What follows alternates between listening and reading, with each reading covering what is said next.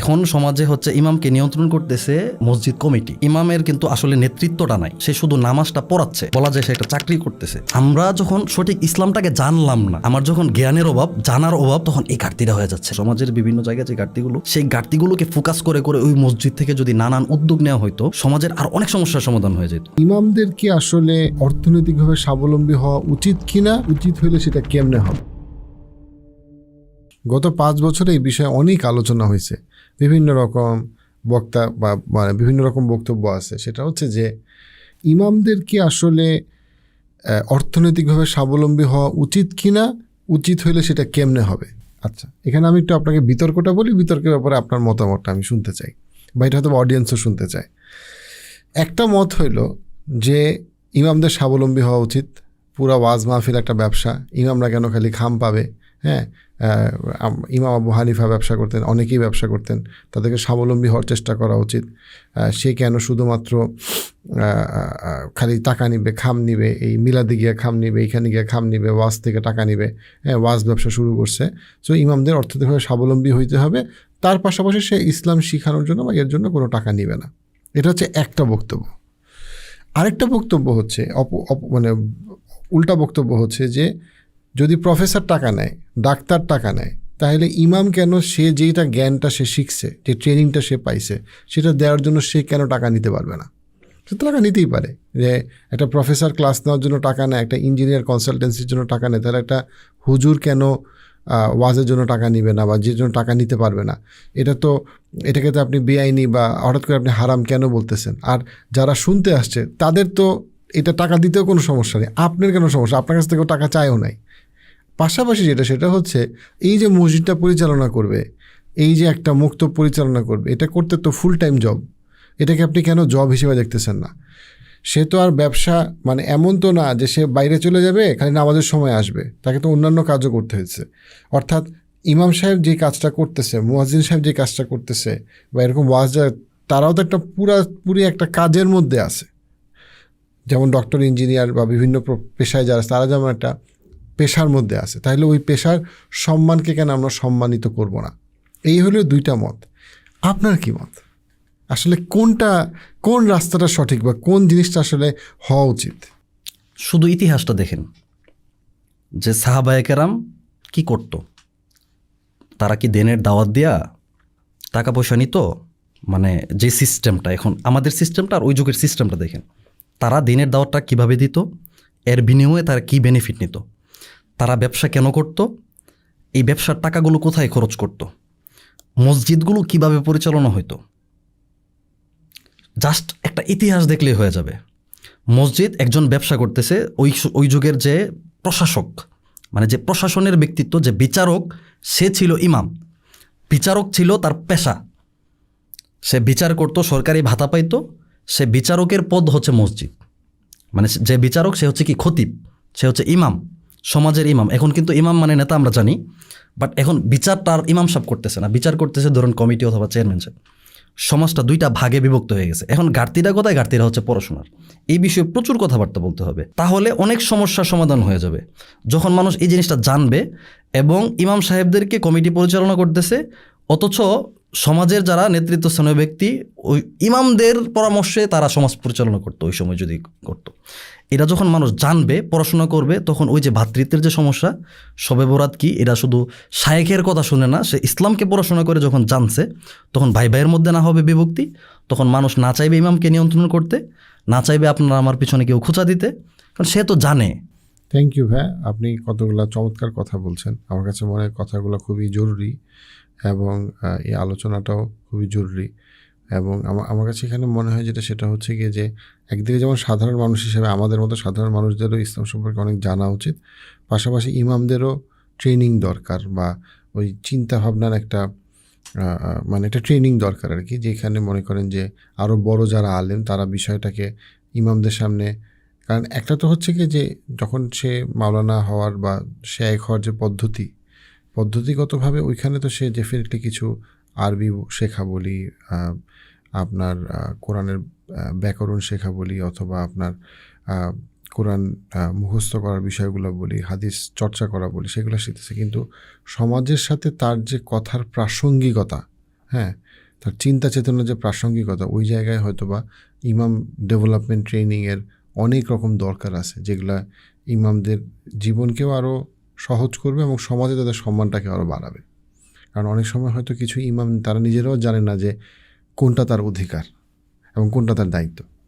আসলেই এমন অবস্থা হয়েছে, ধরেন একজন ইমাম নেবে মসজিদে, হ্যাঁ, এটা চুজ করতেছে কমিটির লোকজন যাদের কোনো ইসলামী জ্ঞান নেই।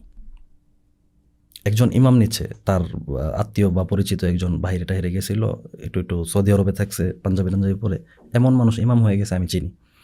তো এই মানুষটা সমাজের জন্য কী কাজ করবে, তার তো জ্ঞানই নেই। মানে কেমন জানি যে জায়গাটা, মানে প্রশাসনিক ব্যবস্থাটা ইসলামের দৃষ্টিতে ইমামদের যে ইয়াটা সবচেয়ে স্ট্রং হওয়ার কথা ছিল, এই জায়গাটা হচ্ছে সবচেয়ে বেশি দুর্বল হয়ে গেছে। হ্যাঁ, যারা ইসলাম নিয়ে ভাবে এবং যদি কোনো আলেম ওলামারা আমার এই কথাগুলো শুনে, আমি অনুরোধ করব যে এই বিষয়গুলো নিয়ে আরেকটু ভাবার জন্য। ঠিক আছে, এখন সমস্যাটা হয়ে গেছে কি, আমি চাই যে আমাকে নিয়ে বলুক যে আমাদের মসজিদে একজন ইমাম দরকার। ঠিক আছে, আমার উচিত ছিল কি আমি যাওয়া মসজিদে, যেহেতু আমি একজন আলেম হইছি, আমার গ্রামের মসজিদে আমি যাওয়া, গিয়ে তারপরে যে কমিটি আছে তাদেরকে নিয়ে বসা, যে আমি তো আপনাদের এলাকার ছেলে, হ্যাঁ, এখন আপনারা ইমাম নেবেন, তো ইমাম নিলে ইমামের এই যোগ্যতা থাকতে হবে। আমার যাওয়ার দরকার ছিল। যদি আমি যাইতাম, তখন মানে তারা যে জিনিসগুলো জানে না জেনে একজন ভুল মানুষকে নিয়ে নিচ্ছে, এই ভুলগুলো হইতো না। আলেমদের নিজের ইচ্ছায় যাওয়া উচিত। আমরা অনেক ক্ষেত্রে এমন দিই না যে রাষ্ট্রের দোষ, বড়রা কি করে, বড় তো একদিন আমিই হব, বড় তো যে বলতেছে সে একদিন বড় হয়ে গেছে না, তাদেরকে তো উদ্যোগ নিতে হবে। আমি আমার জায়গা থেকে যতটুকু পসিবল আমি করতেছি। অনেকে এই কথাটা বলার উদ্দেশ্যে অনেকে হয়তো মন্তব্য করবে যে আপনি কী করলেন। আমি করতেছি, আমি কি করতেছি এই বিষয়ে একটু বলি। ভবিষ্যতে মানুষ দেশ এখন কেমন জানি একটা মানুষ দেশের বাইরে যাওয়ার চিন্তা ভাবনা করে বেশি। যেমন আমারও কিছুদিন আগে মনে হইতো, এখন মনে হয় না। এখন মনে হয় যে আমি জীবনে কিছু করতে পারি না পারি, 10টা মানুষকে হইলো আমার দ্বারা পরিবর্তন করে যাব, 10টা মানুষকে হইলো সঠিক শিক্ষা দিয়ে যাব। এখন মানুষ হচ্ছে কি, ধরেন সবাই চাচ্ছে যে এই শরীফের গল্প থেকে বা অন্যান্য এই পড়াশোনার যে ঝামেলাগুলো, অনেক মানুষ এখন চাচ্ছে ইসলামী শিক্ষা দিতে বাচ্চাদেরকে। আর আপনি যে একটু আগে বললেন যে মাদ্রাসায় সাধারণত আমরা মনে করি যে এতিম বাচ্চাদের একটা আশ্রয়স্থল।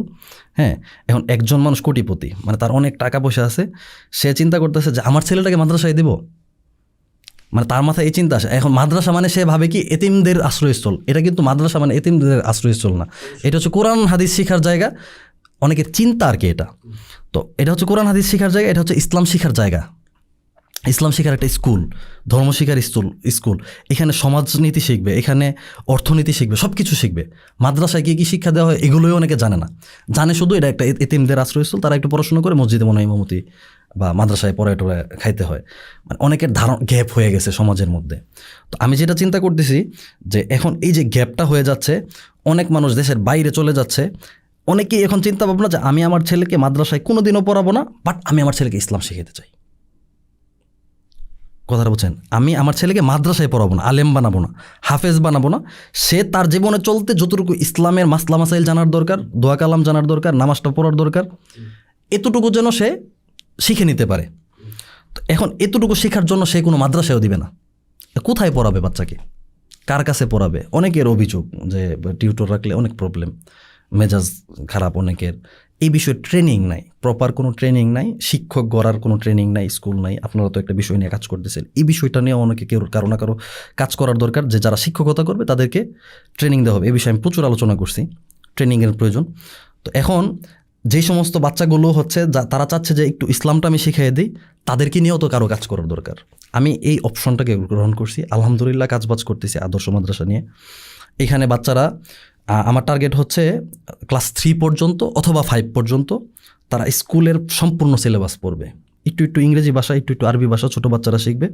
পাশাপাশি এই 5 পর্যন্ত পড়তে পড়তে তার কোরআন শেখা হয়ে যাবে, তার জীবনের যত প্রয়োজনীয় মাসলা মাসাইল আছে সিলেবাসের মধ্যে সব কিছু শেখা হয়ে যাবে, যত দোয়া লাগবে সব কিছু শেখা হয়ে যাবে।